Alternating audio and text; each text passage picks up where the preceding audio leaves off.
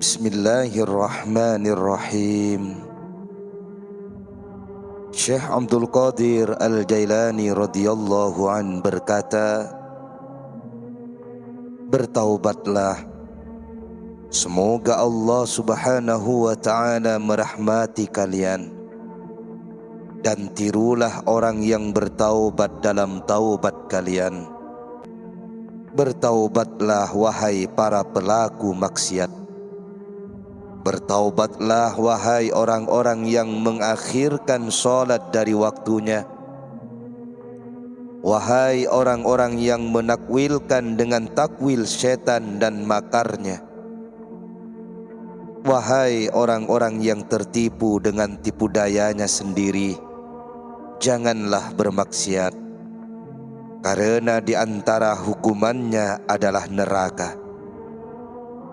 Apakah kalian tidak mengambil pelajaran dari orang yang dihukum di dunia dengan buta dan tuli, serta kemiskinan dan kefakiran yang disertai dengan sikap tidak sabar, ketergantungan kepada makhluk yang disertai dengan kekasaran hati mereka, dan di akhirat kelak dengan neraka?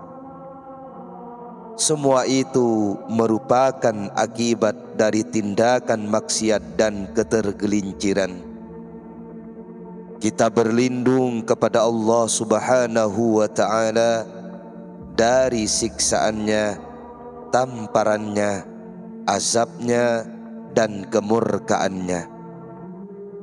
Ya Allah, ampunilah kami, selamatkanlah kami, pergaulilah kami dengan kelembutan-Mu dan kemuliaan-Mu, bukan kejauhan dari-Mu. Anugerahkan kami taufik-Mu. Amin. Rasulullah sallallahu alaihi wasallam bersabda, Allah subhanahu wa ta'ala menciptakan malaikat zabaniyah di neraka yang ditugaskan untuk menghukum para musuhnya yang ingkar terhadapnya.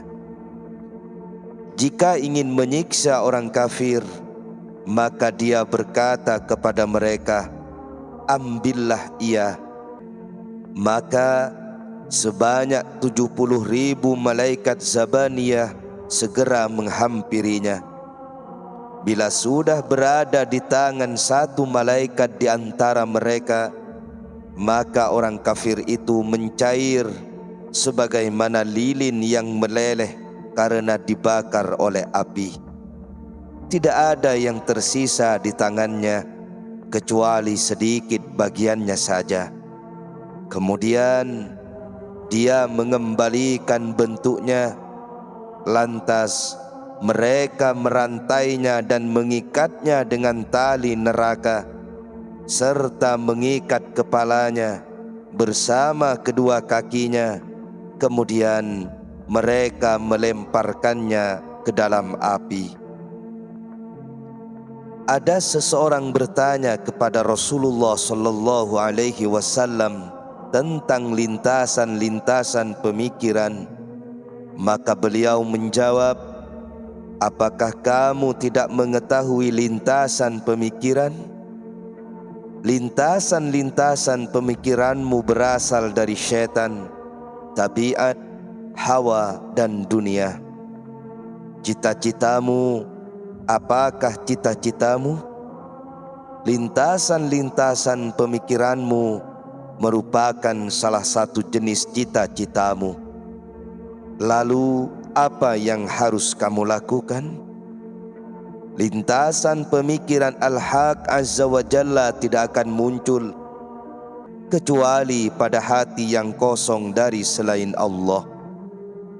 Hal ini sebagaimana ditegaskan dalam firman-Nya, aku mohon perlindungan kepada Allah daripada menahan seorang, kecuali orang yang kami temukan harta benda kami padanya. Al-Quran Surat Yusuf ayat 79. Jika kamu senantiasa berzikir mengingat Allah subhanahu wa ta'ala, maka tidak salah bila hatimu akan dipenuhi kedekatan dengannya. Lintasan-lintasan pemikiran syaitan, hawa dan dunia yang ada di dalam dirimu akan sirna.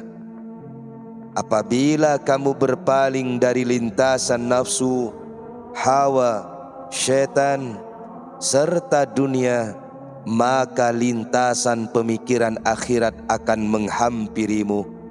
Kemudian lintasan pemikiran malaikat, dan akhirnya adalah lintasan pemikiran Al-Haq Azza wa Jalla yang merupakan tujuan utama. Wahai kaum, Al-Haq Azza wa Jalla memberikan nikmat kepada kalian agar Dia bisa melihat apakah kalian bersyukur atau justru kafir. Apakah kalian mengakuinya atau justru mengingkari? Apakah kalian taat atau justru bermaksiat? Janganlah kalian menjadi orang yang dipuji di mana-mana dengan aib yang tertutup. Janganlah bahagia dengan keadaan ini. Dalam waktu dekat, semuanya akan terbongkar, baik segera maupun pada kemudian hari. Bishr Al-Hafi radhiyallahu an berkata, "Ya Allah, Engkau memberikan kepadaku jauh di atas kemampuanku. Engkau menyebarluaskan penyebaranku dan membuatku terkenal di antara sekalian manusia. Ya Allah, janganlah menjelekkanku di dekat mereka pada hari kiamat, karena aku mengetahui bahwa diriku adalah aib yang ditutupi dan pujian yang disebarluaskan." Wahai anakku, sesuatu yang kamu dapatkan bukan lantaran kefasihanmu, balaghahmu, mimik wajahmu, robekan bajumu, dan semua kelembutanmu, maka bisa jadi itu berasal dari nafsumu, syaitan, dan perbuatan syirikmu yang mempersekutukannya dengan makhluk dan meminta dunia kepada mereka. Berbaik sangkalah kepada selainmu dan berburuk sangkalah kepada nafsumu. Hinakanlah nafsumu dan sembunyikanlah urusanmu. Tetaplah berada dalam keadaan seperti itu sampai dikatakan kepadamu, bicarakanlah nikmat Allah Subhanahu wa ta'ala yang diberikan kepadamu.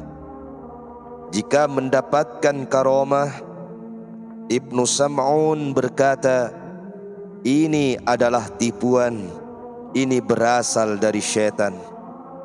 Ia tetap berada dalam keadaan seperti itu sampai dikatakan kepadanya, siapakah dirimu dan siapakah bapakmu?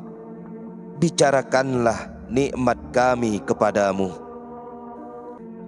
Wahai para pecinta, hati-hatilah jika kalian ditinggalkan oleh Al-Haq Azza wa Jalla. Bila ditinggalkan olehnya, maka kalian akan kehilangan segalanya. Dia mewahyukan kepada Nabi Isa alaihi salam, wahai Isa, hati-hatilah jika kamu kehilanganku, karena jika aku meninggalkanmu, maka kamu akan kehilangan segala sesuatu. Dan bila aku tidak meninggalkanmu, maka kamu tidak kehilangan sesuatu apapun. Nabi Musa alaihi salam berkata dalam munajatnya, wahai Tuhanku, berwasiatlah kepadaku. Lalu dia berfirman kepadanya, aku berwasiat kepadamu untuk menaatiku dan meminta kepadaku. Ia mengulang munajatnya sebanyak 4 kali. dan setiap kali mengucapkannya, maka ia meminta hal yang sama kepadanya. Kemudian dia menjawabnya dengan jawaban yang sama dengan yang pertama. Dia tidak berkata kepadanya, mintalah dunia, dan tidak pula mintalah akhirat. Seakan-akan dia berkata kepadanya, aku menasihatimu untuk menaatiku dan meninggalkan maksiat kepadaku. Aku berwasiat kepadamu untuk meminta kedekatan kepadaku. Aku menasihatimu untuk mentauhidkanku dan beramal untukku. Aku mewasiatkanmu untuk berpaling dari selainku. Wahai orang-orang fakir, bersabarlah menghadapi kefakiran kalian, karena sebenarnya kekayaan sudah menghampiri kalian, baik di dunia maupun akhirat. Rasulullah sallallahu alaihi wasallam bersabda, orang-orang fakir dan orang-orang sabar adalah julasa, atau orang-orang yang dekat kepada Allah Subhanahu wa ta'ala pada hari kiamat. Orang-orang fakir merupakan julasa Ar-Rahman pada saat ini dengan hati mereka, dan besok dengan tubuh mereka. Kefakiran terhadap Al-Haq Azza wa Jalla dapat diwujudkan dalam kesabaran bersama Allah dan tidak membutuhkan selainnya. Hati mereka ada bersamanya dalam keadaan baik dan mengembun ke langit dengan tidak menerima selainnya. Hal ini sebagaimana tertuang dalam firman-Nya tentang Nabi Musa alaihi salam dalam ayat berikut, wa harramna alaihil maradi'a min qabl, dan kami cegah Musa dari menyusu kepada perempuan-perempuan yang mau menyusuinya sebelum itu. Quran Surat Al-Qasas ayat 12. Jika hati dalam keadaan benar dan mengenal Al-Haq Azza wa Jalla, maka hati tersebut akan mengingkari selainnya, merasa dekat dengannya, takut kepadanya, tentram bersamanya, dan lelah bersama selainnya. Wahai kaum, ingatlah kematian dan segala hal yang ada di baliknya. Tinggalkanlah kelobaan mengumpulkan dunia yang fana ini. Pendekkanlah angan-angan kalian. Minimalisirlah ketamakan kalian. Sebab hal yang paling berbahaya bagi kalian adalah panjang angan-angan dan tamak. Rasulullah sallallahu alaihi wasallam bersabda, bila anak Adam meninggal dunia lalu dimasukkan ke dalam kubur, maka ada 4 malaikat menghampirinya. Malaikat pertama berdiri di dekat kepalanya, malaikat kedua berada di sisi kanannya, malaikat ketiga berada di sisi kirinya, dan malaikat keempat berada di dekat kedua kakinya. Kemudian malaikat yang berada di dekat kepalanya berkata, wahai anak Adam, ajal telah habis dan yang tersisa hanyalah harapan-harapan. Lalu malaikat yang berada di sisi kanannya berkata, wahai anak Adam, semua harta telah hilang dan yang tersisa hanyalah amalan-amalan. Setelah itu malaikat yang berada di bagian kirinya berkata, wahai anak Adam, segala syahwat telah lenyap dan yang tersisa hanyalah kelelahan.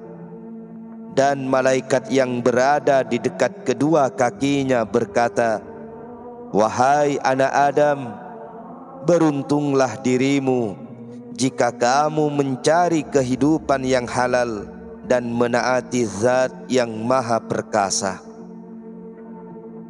Wahai kaum, ambillah pelajaran dari nasihat ini, terlebih nasihat yang datang dari Al-Haq Azza wa Jalla dan para Rasulnya. Ya Allah, persaksikanlah diriku yang sudah menyampaikan nasihat-nasihat kepada para hamba-Mu dan berusaha keras memperbaiki mereka.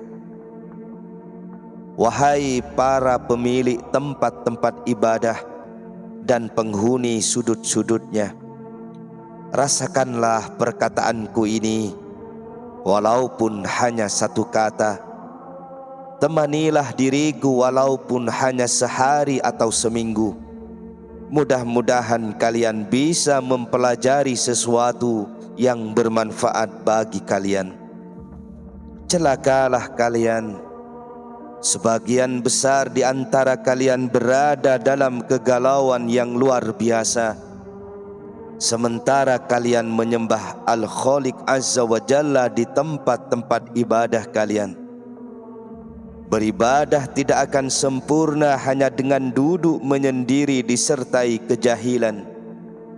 Celakalah kalian, melangkahlah untuk menuntut ilmu dan mendatangi para ulama, agar ibadah kalian tidak menjadi sekadar rutinitas. Melangkahlah agar kalian tidak tergoda atau dikendalikan oleh apapun. Jika kalian tidak mampu atau lemah, maka duduklah. Melangkahlah dengan zahir kalian, kemudian dengan hati kalian. Bila kalian berjalan dengan zahir dan batin, serta mendapatkan taufik, maka kedekatan kepada Allah akan menghampiri kalian, dan kalian akan sampai kepadanya. Wahai anakku, janganlah berkokok sedangkan kamu masih menjadi janin dalam telur. Kamu tidak bisa berbicara sampai sempurna penciptaanmu, kemudian menjadi anak ayam yang berada di bawah sayap indukmu dan sayap syariah nabimu, sampai kamu bisa makan dengan paruhmu dan kuat keimananmu. Jika kesolehan sudah melangkah di dalam dirimu dan mematuk biji-bijian karunia Tuhanmu, maka ketika itu kamu akan menjadi ayam jantan bagi ayam betina yang memimpin dan mengikutinya dengan cinta. Kamu akan menghampiri berbagai bahaya dan akan menebus bahaya itu dengan dirimu sendiri. Bila seorang hamba sehat, maka ia akan mampu memikul beban-beban berat para makhluk dan menjadi kutub mereka. Rasulullah sallallahu alaihi wasallam bersabda, barang siapa yang belajar dan mengajarkan serta mengamalkan, maka ia akan dipanggil sebagai orang yang mulia di malakut. Aku berkata sebagaimana yang dikatakan oleh Ali bin Abi Thalib radhiyallahu an, di hadapanku ada ilmu yang jika aku bersungguh-sungguh memikulnya dan berusaha mendapatkan ahlinya, maka aku tidak akan menutup pintu rahasia-rahasia dan membuka pintu-pintunya, serta akan membuat kunci-kuncinya. Akan tetapi, wahai relung jiwaku, jagalah segala rahasia sampai datang ahlinya. Jagalah segala sesuatu yang ada pada dirimu. Jika semua itu diminta darimu, maka serahkanlah. Aku tidak mungkin memaparkan semua yang ada pada dirimu. karena ada keadaan yang menutupi penjelasannya. Ibnu Sam'un berkata, mempercayai penjelasan yang aku katakan adalah wilayah atau wali. Barang siapa yang kakinya berada di dalamnya, maka itu adalah ziyadah atau tambahan.